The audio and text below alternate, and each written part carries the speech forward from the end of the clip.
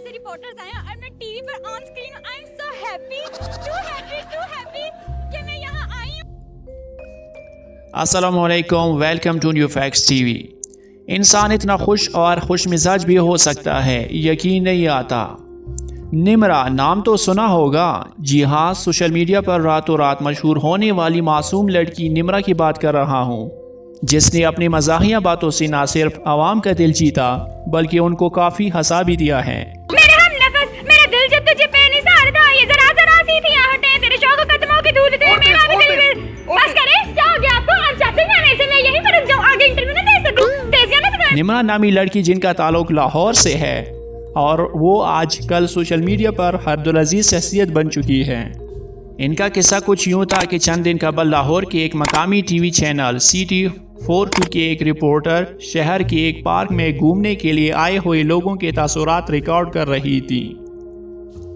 جب مائک اور کیمرے کا رخ نمرا کی جانب ہوا تو ان کی خوشی اور ان کا جوش قابل دید تھا.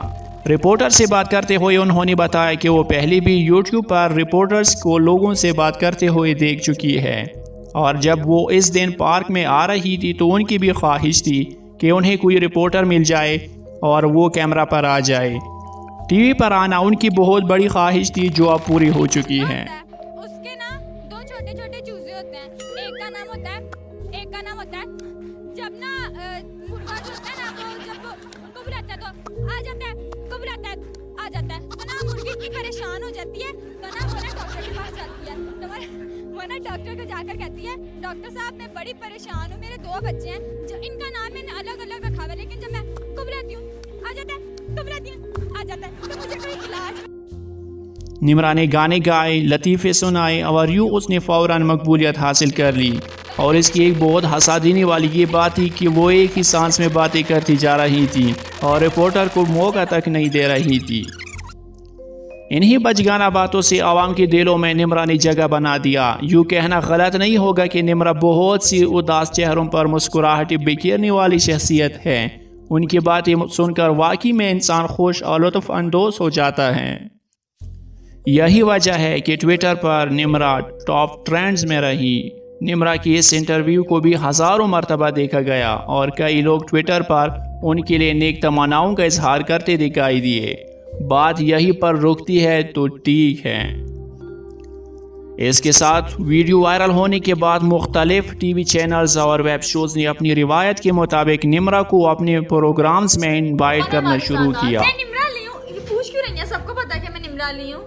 نمرا کیسی ہوا؟ میں بہت ٹھیک ہوں. انکل ادھر آئے, عمر بھائی. انکل آج انکل ہیلو, کیا حال ہے آپ کا؟ نمرا آپ کیسی ہو؟ کیسا لگ رہا ہے آپ کو GNN میں آ کے ہمارے شو میں؟ مجھے بہت اچھا لگ رہا ہے. یہ میک اپ مجھے کیا ہے Nadia army make up artist ہے, انہوں نے مجھے بہت اچھا ریڈی کیا. Thank you. اور اب یہی میڈیا نمرا کے ساتھ بھی وہی کرنا چاہتے ہیں جیسا کہ انہوں نے چائے والے ارشد خان کے ساتھ کیا. یہ اب اس کو پروڈکٹ کے طور پر استعمال کر کے اپنی چینل کی TRP بڑھانا چاہتے ہیں, جیسا کہ یہ پہلے بھی کر چکے ہیں, کبھی چائے والا اور کبھی چھوٹا بچہ احمد شاہ. احمد شاہ کو شوز میں بلا کر ان سے عجیب حرکتیں کروا رہے ہوتے ہیں, ان کو طرح سے تنگ کروا کر گالیاں نکلوانا چاہتے ہیں یا پھر اس کو چوما لینے کا کہا جاتا ہے. کہنے کا مقصد یہ ہے وہ اب چھوٹا بچہ ہے, اس عمر میں انہیں یہ سکھا کر جب بڑا ہوگا تو شاید وہ ایسا فیمس نہ رہے, تو اس طرح اس کی زندگی برباد سی ہو جاتی ہے. وہ ضرور احساسی کمتری کا شکار ہو سکتا ہے.